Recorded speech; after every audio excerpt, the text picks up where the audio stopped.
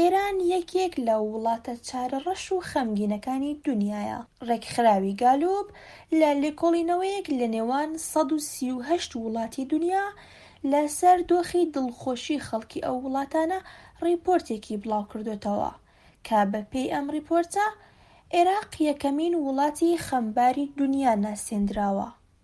دوای عێراق وڵاتانی ئێران و میسر و یۆنان و سووریا یەک لە دوایەک بە عنوان خەمبارترین وڵاتانی دنیا ناسێندراون. ئەمە ڕاستیەکە کە خەڵکی ئێران خۆشحاڵ نین.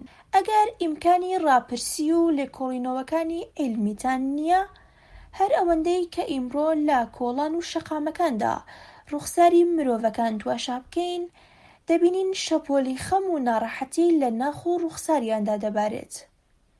لە حاڵەتی گشتی ئەبێ هەست بە هەستیاری دۆخەکە بکەین کە تا چ ڕادەیەک خەڵک لەلایەن ڕژێمی کۆماری ئیسلامی لە ژێر گوشار و ئەشکەنجەی ڕۆحی و ڕەوانیدان. ئێستا بمێنێت کێشەی قەیراناوی و مەترسیداری ئابووری کە هێز و هەناوی لە خەڵک هێستاندووە و داخی سەیرانێکی کورتیشی لەسەر دڵی زۆربەی بنەماڵەکان داناوە. بمێنێت ئازار و کێشەی بێبنەما دروستکردن بۆ خەڵک بە پێی بۆچوونی تایبەت وەکو ئەوەی لەبەرچی ئەم لیباسەت لەبەر کردووە یاخود بۆچی مووی سەرت بەم شێوازەدا هێناوە.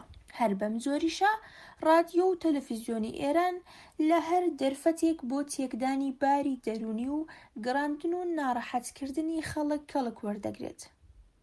دیسانەوە ئەوەی بمێنێت کە خەڵک دڵنیگەرانی تەنانەت هەوایەکن کە هەڵی دەمژن.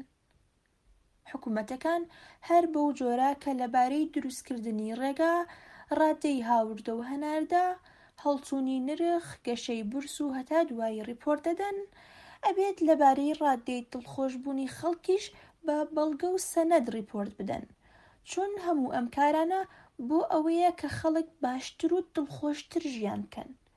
بەڵام ڕژێمی کۆماری ئیسلامی با بڵاوکردنەوەی ئاماری هەڵە و نادروست بۆ کۆمەڵگای نێودەوڵەتی و ڕێکخراوەکانی مافی مرۆڤ نایهەوێت ڕاستیەکان دەربخات کە خەڵک لە چەپ دۆخێکی نالەبار و قەیراناویدا دەژین.